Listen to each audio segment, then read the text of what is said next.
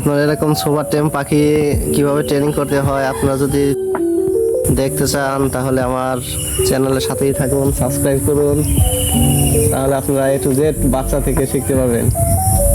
আসসালামু আলাইকুম এভরিওয়ান, আপনাদেরকে আজকে একটা ফুল টেম সুপার টেম একটা ঘুঘু পাখি দেখাবো, যেটাকে আমি ডাক দিলে যে কোনো সময় আমার হাতে আসে।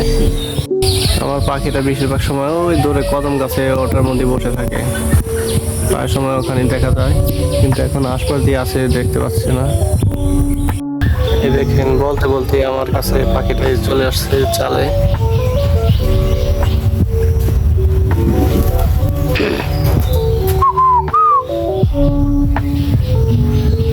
আমার হাতে আসবে।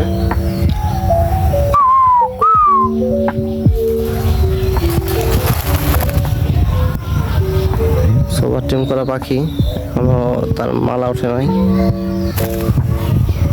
দেখানোর সময় সে সারাদিন বাইরে থাকে, দিনে 2-3 বার আমার কাছে আসে।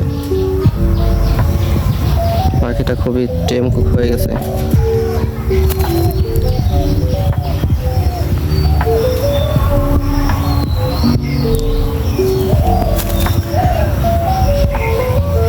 কিছু কিছু মালা উঠতেছে, এখনো মালা পুরোপুরি ওঠে নাই, তার পালক চেঞ্জ হচ্ছে, কালার আসতেছে।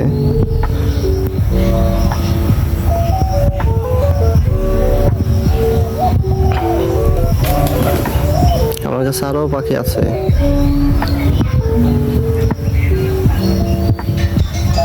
পাখিটা উড়ে এই গাছে যায়, আবার এই গাছেও যায়, উপর দিকেও থাকে। খুবই টেম, সুপার টেম পাখি। আমার পাখিকে গম, ভুট্টা, ঘাসের দানা, বিভিন্ন খাবার খাওয়াই, এদের খাচ্ছে।